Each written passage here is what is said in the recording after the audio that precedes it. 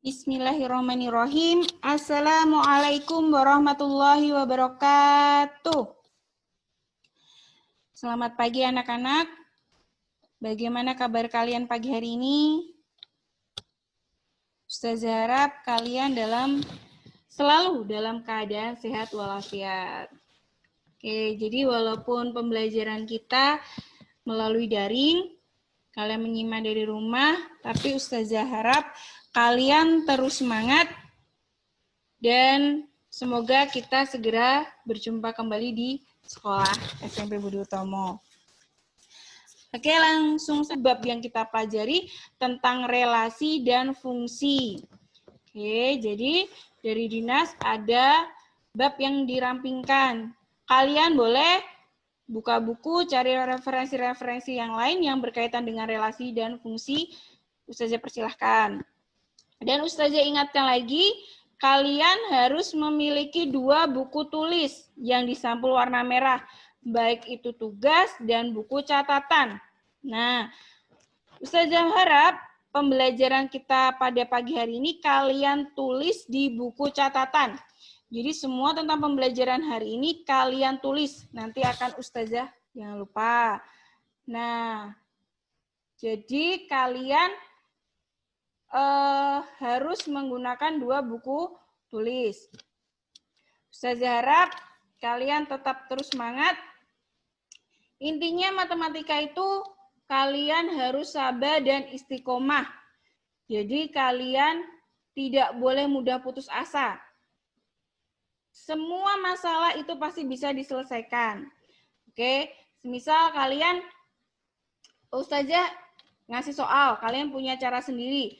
Bisa di-sharingkan, oh ternyata caranya lebih mudah. Ustazah izinkan juga kalian memakai cara tersebut. Asalkan cara kalian tidak menyalahi aturan.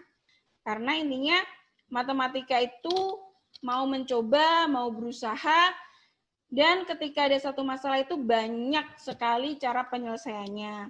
Jadi Ustazah perizinkan selagi mungkin itu bagi kalian lebih mudah dipahami, dan tidak menyalahi aturan, Ustazah izinkan.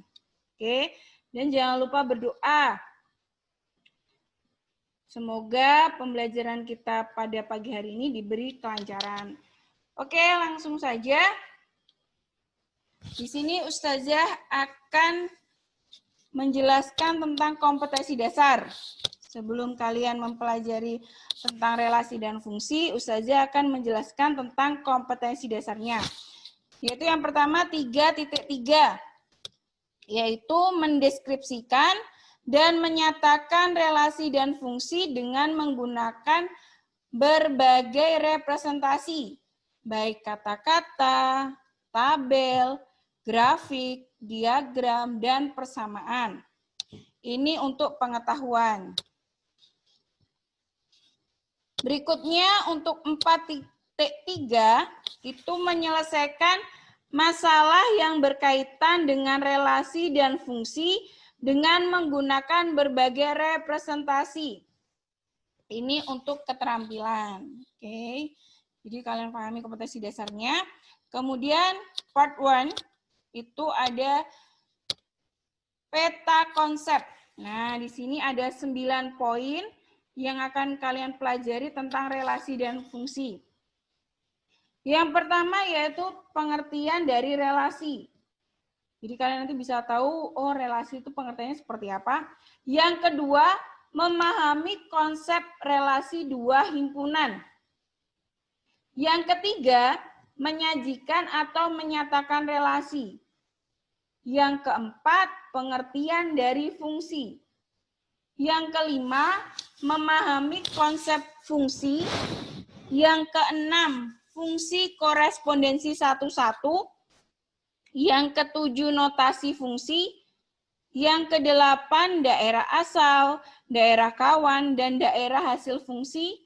Dan untuk poin yang ke-9 yaitu fungsi linier. Oke, untuk yang pertama kita bahas tentang pengertian dari relasi. Mungkin kalian nggak asing ya dengan kata-kata relasi.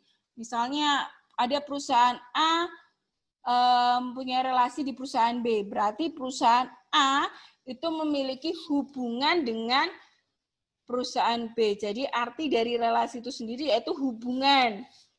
Nah, berikutnya yaitu relasi dari himpunan A ke himpunan B adalah suatu aturan yang memasangkan anggota-anggota himpunan A dengan anggota-anggota himpunan B. Oh, jadi namanya relasi itu harus ada dua himpunan atau ada dua yang berhubungan, kayak gitu ya. Jadi ada dua himpunan yang berhubungan. Oke, agar kalian lebih mengerti, yang pertama kita memahami konsep relasi dua himpunan. Jadi biar kalian lebih paham, ada contoh. Semisal, ada Risa, Santi, Adib, dan Bara sedang membeli buku di toko buku. Nah, Risa dan Santi membeli novel. Adib membeli buku komputer dan buku kesehatan. Sedangkan Bara membeli buku pertanian. Ya. Jadi dari sini kita bisa pahami, oh ada dua hal yang terdapat dari soal ini. Yaitu yang pertama, oh ada nama-nama orang. Atau bisa kita sebutkan nama-nama siswa. Oh ada novel, buku kesehatan, oh berarti ini jenis buku. Nah, kita bisa misalkan, berarti di sini kita pisahkan menjadi dua himpunan ya. Kita misalkan himpunan A itu yaitu nama siswa. Jadi ada Risa, Santi, Adib, dan Bara. Kemudian untuk himpunan B yaitu kita misalkan jenis buku yang dibeli. Ada novel, buku komputer, buku kesehatan, dan buku pertanian. Nah lanjut. Biar kalian lebih paham, kita ke tabel. Nah, hubungan antara himpunan A dan himpunan B dapat disajikan seperti tabel di bawah ini. Bentuknya seperti ini, kalian pahami, dipisahkan. Untuk tabel A, itu ada Risa, Santi, Adib, dan Bara. Loh, kok Adibnya ada dua? Karena Adib tadi membeli dua buku, maka untuk di tabelnya ditulisin Adibnya 2 kali.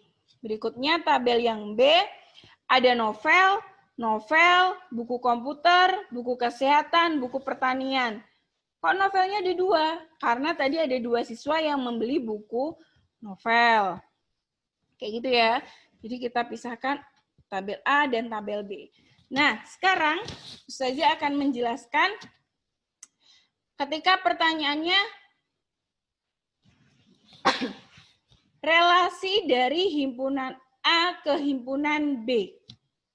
Atau hubungannya atau hasilnya itu apa gitu kan. Nah, terus nanti kemungkinan akan ada soal dibalik. Dari himpunan B ke himpunan A.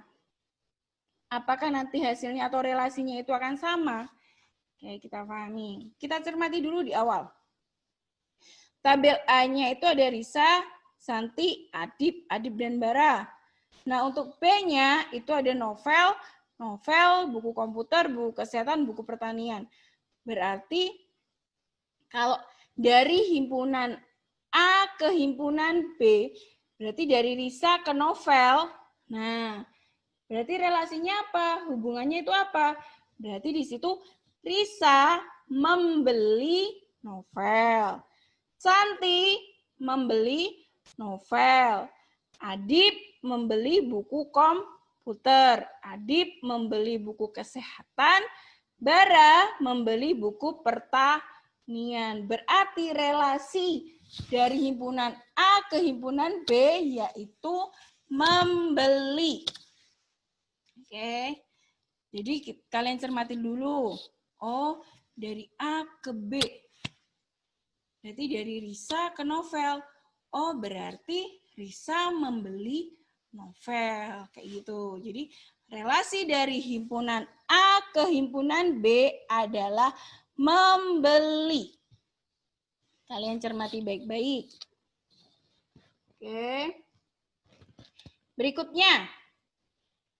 Semisal dibalik. Dari kalau tadi relasi dari himpunan A ke himpunan B, sekarang dibalik. Relasi dari himpunan B ke himpunan A. Nah, berarti jangan lupa dicatat ya. Kalian balik tabelnya. Berarti dari B dulu baru ke A. Novel ke Risa. Novel ke Santi. Buku komputer ke Adib. Buku kesehatan ke Adib. Buku pertanian ke Bara. Nah, berarti dibalik. Berarti bisa disimpulkan bahwa novel dibeli Risa. Novel dibeli Santi. Buku komputer dibeli Adib. Buku kesehatan dibeli Adib. Untuk buku pertanian dibeli Adib. Jadi kesimpulannya relasi dari himpunan B ke himpunan A adalah dibeli. Kalian cermati dulu, kalian pahami, oh jadi ketika himpunan itu dibalik, maka relasinya juga akan berbeda. Jadi jangan sampai terkecoh. Jadi kalian simak baik-baik soalnya seperti apa. Jadi biar kalian bisa menjawab dengan benar. Oke, kalian pahami? Oke. Bisa kalian cek di buku juga, kalian pelajari di buku, kalian simak baik-baik, dan jangan lupa ditulis. Berikutnya yang kedua, tadi yang pertama tentang konsepnya, yang kedua yaitu menyajikan atau menyatakan relasi. Nah, untuk menyajikan atau menyatakan relasi itu ada 3 cara. Nah, kalian cermati. Apa aja? Yang pertama yaitu diagram panah. Jadi untuk menyajikan atau menyatakan relasi itu untuk cara yang pertama menggunakan diagram panah. Yang kedua yaitu diagram kartesius. Jadi untuk yang pertama tadi diagram panah, yang kedua diagram kartesius. Dan yang ketiga yaitu himpunan pasangan berurutan. Nah, dari ketiga cara ini kalian pahami baik-baik karena nanti akan ada soal yang berkaitan dengan 3 cara tersebut. Oke, langsung saja yang pertama tentang diagram panah. Nah, bentuknya seperti ini. Jadi tadi ada tabel di mana A itu ada Risa, Santi, Adib, Bara. Yang B ada novel, buku komputer, buku kesehatan, dan buku pertanian. Nah, jadi ketika dibentuk ke diagram panah, ditampilkan ke diagram panah, bentuknya seperti ini.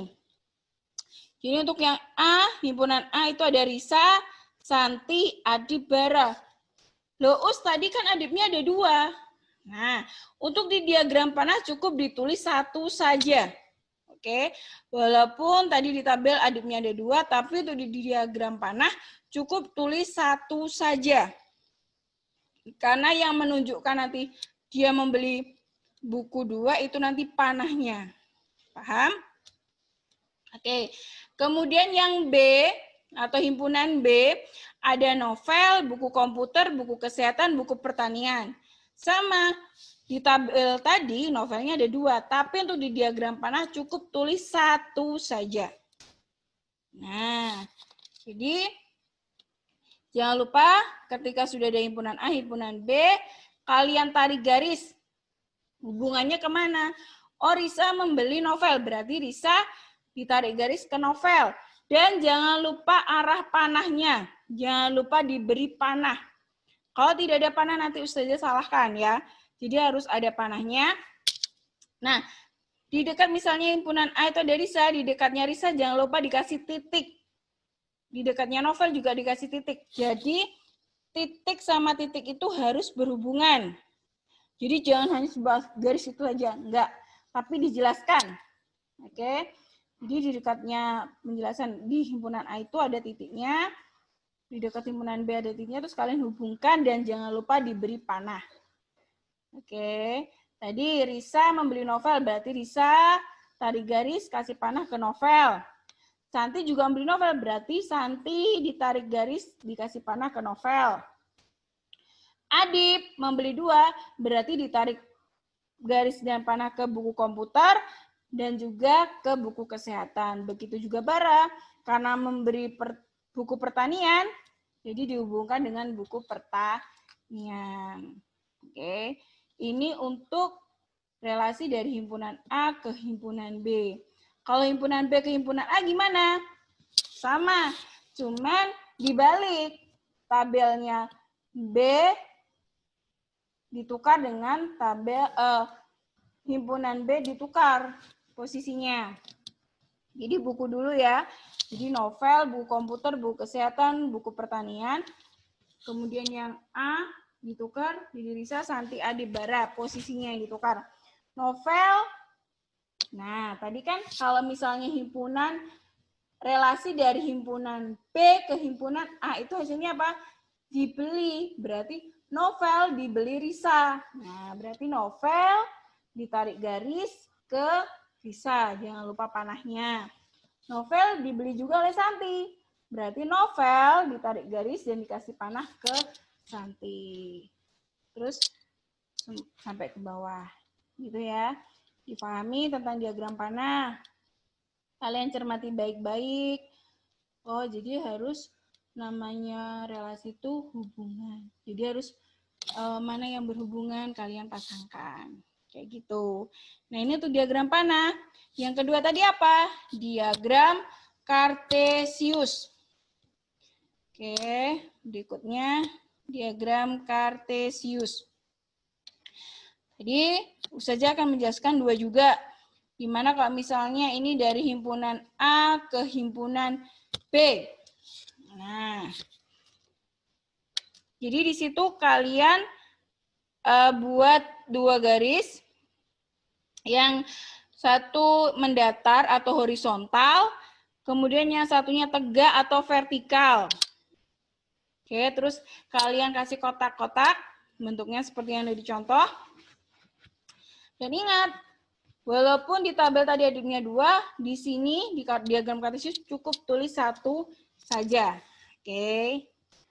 Nah, untuk tabel yang pertama atau himpunan yang pertama kan A. Jadi himpunan yang pertama atau himpunan A itu posisinya yang mendatar atau yang horizontal. Dan untuk himpunan B atau himpunan yang kedua itu bentuknya tegak atau vertikal. Oke, kalian simak, kalian tulis, kalian masukkan satu-satu. Oh, Risa, Santi, Adip, Bara. Itu yang mendatar atau yang horizontal. Terus yang tegak atau vertikal ada novel, buku komputer, buku kesehatan, buku pertanian. Terus kalian ambil titik. Oh, tadi Risa membeli novel. Jadi Risa, titiknya dipaskan antara Risa dengan novel. Santi membeli novel. Santi dan novel. Diambil titik yang menghubungkan mereka. Adip juga begitu. Adip membeli buku komputer. Adip diambil titik berhubungan dengan komputer. Terus dia beli buku kesehatan lagi. Berarti naik 1 lagi dihubungkan dengan buku kesehatan. Dan Bara membeli buku pertanian. Diambil titik yang menghubungkan Bara dengan buku pertanian. Jadi diagram Kartesius bentuknya seperti ini. Kalian cermati baik-baik. Oke. Berikutnya ini kan untuk dari himpunan A ke himpunan B. Lalu kalau tadi dibalik dari himpunan B ke himpunan A bentuknya seperti apa? Nah, bentuknya seperti ini. Oke, tabelnya sama seperti tadi ya. Tabel A dan tabel B. Jadi kalau kajian relasi dari himpunan B ke himpunan A, bentuknya seperti ini. Sama. Kalau ini tadi kan himpunan A ke himpunan B. Berarti yang ditaruh di bagian yang mendatar atau horizontal yang mana? Tentu yang B. Kenapa? Karena B itu himpunan yang pertama yang disebutkan tadi. Jadi himpunan yang pertama itu ditaruh di mendatar, bagian mendatar atau horizontal. Kemudian yang A atau himpunan yang kedua, ini ditaruh di bagian garis yang tegak atau vertikal. Tahu bedanya ya? Oh, ternyata posisinya juga berbeda. Iya. Jadi kalian harus perhatikan baik-baik soalnya seperti apa. Nah, bentuknya posisi titiknya nanti juga berubah kan? Oh, berarti yang B, karena himpunan yang pertama tadi yang disebutkan B, berarti yang mendatar itu yang B, yaitu novel, buku komputer, buku kesehatan, buku pertanian. Berikutnya himpunan yang kedua atau himpunan A-nya ada Risa, Santi, Adib, Bara. Terus kalian ambil titiknya yang menghubungkan novel dibeli Risa. Berarti titiknya antara novel dan Risa. Novel dibeli Santi. Berarti ambil titik antara novel dan Santi yang menghubungkan. Kemudian buku komputer dan Adib. Titiknya yang menghubungkan mereka. Buku kesehatan dan Adib. Jangan lupa titiknya yang menghubungkan mereka. Dan buku pertanian Bara. Tahu bedanya ya sekarang ya. Jadi ketika himpunan itu dibalik, maka hasilnya juga berubah. Kalian pahami baik-baik. Oke. Diagram panah sudah kalian pelajari. Kemudian diagram kartesius sudah. Sekarang yang ketiga. Apa tadi yang ketiga? Yaitu himpunan pasangan berurutan. Nah, ini untuk yang ketiga. Jadi penjelasannya, relasi antara anggota dua himpunan A dan B. Oke. Antara himpunan A dan B dapat dinyatakan sebagai pasangan berurutan, di mana X, Y. Oke. Kalau di huruf A, B, C, D, E, F, G, H, I, J, K, L, M sampai Z. Nah, yang disebutkan pertama X dulu apa Y dulu? Nah, itu cara mengingatnya. Oh, X dulu. Berarti karena X itu yang disebutkan dulu di huruf, maka di sini X juga duluan, berarti X dulu baru Y. Oke. Dengan ketentuan di mana X itu anggota dari A dan Y anggota dari B. Oke. Jawabannya soalnya sama seperti tadi.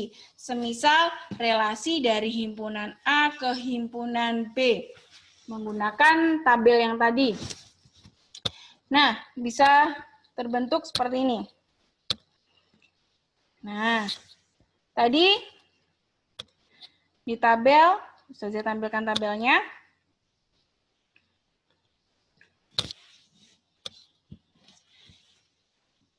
Untuk tabel A, ada Risa, Santi, Adib, Bara. Dan kemudian di tabel B ada novel, buku komputer, buku kesehatan, buku pertanian. Nah, di sini relasi dari himpunan A ke himpunan B. Jadi A dulu ke B. Jadi kita pasangkan. Oh, yang pertama Risa dan novel. Berarti ingat, yang disebutkan itu posisinya di depan. Kayak tadi X sama Y. Berarti X itu disebut pertama, berarti X-nya yang di depan, Y-nya yang di belakang. Sama kayak yang tadi. Karena dari himpunan A ke B, berarti dari A dulu baru ke B, berarti yang di depan yaitu A terlebih dahulu. Berarti Risa, novel. Jangan lupa diawali dengan kurung kurawal. Bentuknya seperti ini. Berikutnya yang kedua, Santi dan novel. Oh, Santi membeli novel. Berarti Santi, novel. Berikutnya Adib, buku komputer. Kan tadi Adib membeli buku komputer, berarti Adib, buku komputer.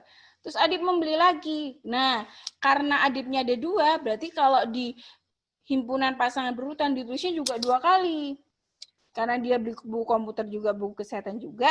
Jadi Adib, buku komputer, terus koma lagi adip, koma buku kesehatan. Jadi ditulis 2 kali. Kalau yang di diagram tadi kan cukup sekali, tapi kalau di himpunan pasangan berurutan harus ditulis sesuai dengan yang tabel dibuat tadi. Jadi kalau ada 2, berarti juga 2. Kemudian bara, koma berpasangan dengan buku pertanian. Terus ditutup dengan kurung kurawal. Kayak gitu ya anak-anak. Nah, berikutnya kalau misalnya dibalik relasi dari himpunan B ke himpunan A. Berarti bukunya, jenis bukunya dulu, baru nama siswanya. Berarti yang di depan siapa? Ayo, siapa? Oke, berarti yang di depan yaitu novel. Nah, kalian ingat-ingat. Oh, berarti kalau himpunannya dibalik, pasangan berurutannya juga dibalik. Iya. Kalau yang tadi Risa dulu baru novel, sekarang novel dulu baru Risa. Jadi kalian pahami soalnya ya. Kemudian novel dibeli Santi, berarti novel berpasangan dengan Santi. Buku komputer dibeli Adip, berarti buku komputer, koma Adip. Terus buku kesehatan, koma Adip. Dan terakhir buku pertanian, koma bara. Jadi dipasang-pasangkan. Tahu ya sekarang beda-bedanya? Perbedaan dari ketiga cara tadi. Dan cara penyajiannya kalian harus pahami baik-baik. Karena nanti akan ada soal yang berkaitan dengan 3 cara penyajian tersebut. Oke? Gimana? Sudah bisa dipahami? Berikutnya, part 2. Nah, tadi tentang relasi, sekarang tentang fungsi. Oke.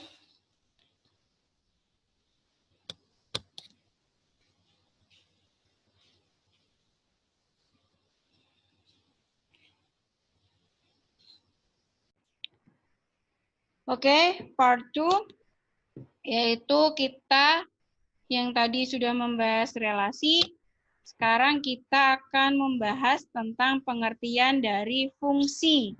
Nah, kalian juga harus tahu fungsi itu artinya apa? Fungsi yaitu pemetaan. Fungsi atau pemetaan dari himpunan A ke himpunan B adalah relasi khusus yang memasangkan atau menghubungkan setiap atau semua anggota himpunan A dengan tepat satu pada anggota himpunan B. Kayak gitu. Nah, jadi kalau tadi relasi itu hubungan, kalau fungsi itu pemetaan. Nah, contohnya seperti ini. Setiap anak pasti mempunyai seorang ibu. Oke. Setiap anak pasti mempunyai seorang ibu. Tidak ada anak yang tidak mempunyai ibu. Berarti kesimpulannya, dengan demikian semua anggota A, jadi kita misalkan anggota A itu tadi anak ya, pasti dipasangkan dengan anggota himpunan B. Nah, karena apa? Semua anak itu pasti punya ibu. Kayak gitu. Agar lebih jelasnya, kita akan pahami tentang konsep dari fungsi. Oke, kalian pahami baik-baik biar tahu. Nah, jadi setiap anggota A mempunyai pasangan di B. Kayak yang tadi. Ada anak, misalnya Joko, anak dari Ibu Ina. Nah, berarti apa? Dipasangkan Joko dengan Ibu Ina. Wulan, anak dari Ibu Susi. Berarti dihubungkan juga Wulan dengan Ibu Susi. Apakah Wulan berarti Ibu Ina? Boleh nggak? Enggak, karena apa? Oh, Wulan ibunya Susi dan Ibu Ina. Tidak boleh, karena anak itu hanya memiliki satu ibu. Nah, biar lebih pahamnya, bentuknya seperti ini. Nah, ini contoh dari fungsi. Jadi, ada himpunan A dan himpunan B. Misalnya himpunan A itu ada A, B, C. Kemudian himpunan B-nya ada X, Y, Z. Nah, mereka dihubungkan. Jadi, semua yang ada di himpunan A itu terisi dengan himpunan yang ada di himpunan B. Oke. Yang kedua, misalnya kayaknya hurufnya sama ya, A, B, C. A berpasangan dengan X, B berpasangan dengan Y, C berpasangan dengan Y. Nah, ini juga termasuk fungsi. Kenapa? Karena di A-nya terisi semua. Lah, di B-nya kok ada yang kosong? Tidak apa-apa, jadi nggak masalah. Yang penting di himpunan awalnya itu harus terisi semua. Tidak ada yang boleh kosong, tidak boleh jomblo. Kayak gitu ya.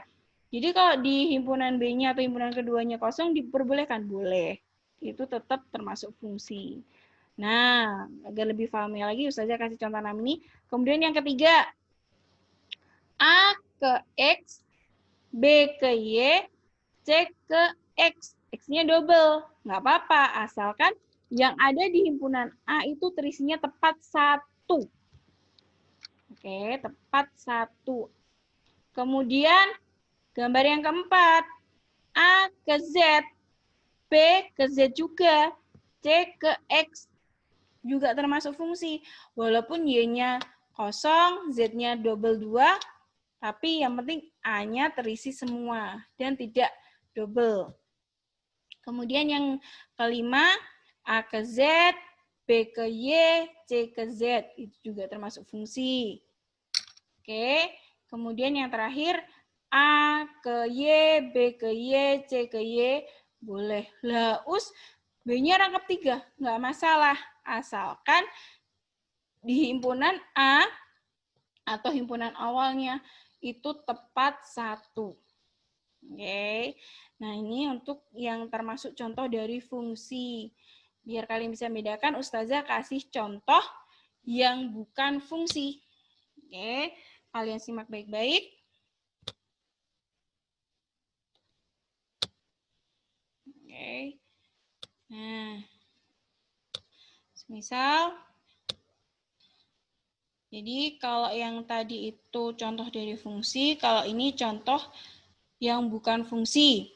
Ada anggota A yang tidak mempunyai pasangan di B, dan ada anggota A yang mempunyai lebih dari satu pasangan di B. Nah, ini dilarang. Tidak boleh. Jadi di sini bukan termasuk jenis fungsi. Jadi bentuknya seperti ini contohnya. Kalian pahami? Jadi biar tahu, oh bentuknya seperti ini. Nah, kalian bisa lihat. Nah, kayak gini. Ini contoh yang bukan fungsi. Misalnya di himpunan A ada A, B, C. Kemudian yang di B-nya ada X, Y, Z. A ke X. Oke. Tapi B-nya nggak punya pasangan. B-nya nggak digunakan. Nah, ini tidak boleh. Karena apa? Himpunan awal atau himpunan A harus tepat 1. Harus terisi semuanya. Nggak boleh jomblo. Nah, ini ada yang jomblo di A-nya. Maka ini dinyatakan bukan fungsi. Kalian lihat gambar yang kedua. Ada A, B, C, X, Y, Z. Nah, tapi di A-nya, di himpunan A ada A-nya yang jomblo. Berarti ini juga bukan fungsi. Karena apa? Himpunan awal atau himpunan A, himpunan pertama itu harus terisi semua. Nah, ini tidak terisi, maka dia bukan fungsi. Ingat, yang boleh jomblo itu cuma himpunan yang kedua atau himpunan B-nya. Kalau himpunan yang pertama atau himpunan A harus terisi semua. Kemudian yang ketiga. Nah, gambar yang ketiga nih. A ke X, A ke Z, B ke Y, C-nya nggak ada. Nah, ini udah ada 2 aturan yang tidak boleh. Udah A-nya mendua, udah A-nya ke X dan ke Z, C-nya jomblo pula. Nah, ini jelas bukan fungsi. Jadi, di himpunan A harus tepat 1. Nah, tapi di himpunan A untuk yang A ini, A kecilnya ini, dia ngerangkap 2. Ke X juga, ke Z juga. Nah, ini tidak boleh. C-nya pun jomblo, juga tidak boleh. Tapi di B-nya kan tepat satu-satu. Nah, kalau di B, walaupun dia tepat satu semuanya terisi, tapi kalau A-nya nggak terisi, dia bukan fungsi. Oke, tahu bedanya? Jadi kalau himpunan kedua atau B-nya itu boleh jomblo, boleh nggak terisi. Tapi untuk himpunan pertama atau himpunan A-nya harus terisi semua. Oke, sama untuk yang keempat nih, gambar keempat. A-nya ke Y, A juga ke Z, tuh mendua lagi. Berarti dia jelas bukan fungsi. Apalagi di situ B-nya dia kosong. Dia juga bukan fungsi ya, menjelaskan dia menyalahi dua aturan sekaligus. Jadi walaupun himpunan kedua, himpunan B-nya terisi semua, tapi patokan kita di himpunan awalnya. Oke, berikutnya gambar yang kelima, ini juga contoh yang bukan fungsi. Kenapa? Karena A-nya juga jomblo. Kosong nih, nggak punya pasangan. B-nya terisi, tapi C-nya malah mendua. Itu juga bukan fungsi. Nah, yang gambar keenam, nih, udah A jomblo, C jomblo, B-nya mendua. Nah, ini jelas juga bukan fungsi. Jadi kalian harus tahu bedanya ya, antara fungsi dan bukan fungsi.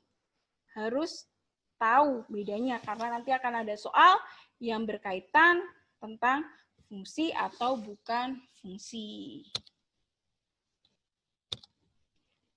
Oke, berikutnya. Nah, kesimpulannya apa? Kesimpulannya, sifat-sifat fungsi atau pemetaan dari himpunan A ke himpunan B, yaitu ada dua sifat atau syarat. Yang pertama, setiap anggota A mempunyai pasangan di B. Jadi semua yang ada di himpunan A atau himpunan awal atau anggota A itu harus terisi semua, kayak gitu. Dua, setiap anggota A dipasangkan dengan tepat satu ke anggota B. Sama intinya. Semua yang ada di anggota A atau anggota awalnya itu harus terisi semua. Gitu ya kesimpulannya. Kalian harus tahu, kalian harus pahami pembelajaran hari ini. Oke, bila ada kurang lebihnya, kekurangannya milik Ustazah, kelebihan milik Allah Subhanahu wa taala. Yang penting kalian terus semangat, terus berusaha. Jangan terkadang sesuatu yang di depan mata itu sesuai mindset kalian. Ketika kalian berpikir itu sulit, maka yang jadi sulit. Tapi ketika kalian berpikir itu mudah, maka hasilnya atau permasalahan itu akan nampak mudah. Kayak gitu. Jangan lupa terus berdoa dan berusaha. Oke? Mohon maaf bila ada kurang lebihnya. Alhamdulillah, jazakumullahu khairan. Billahi taufik wal hidayah. Wassalamualaikum warahmatullahi wabarakatuh.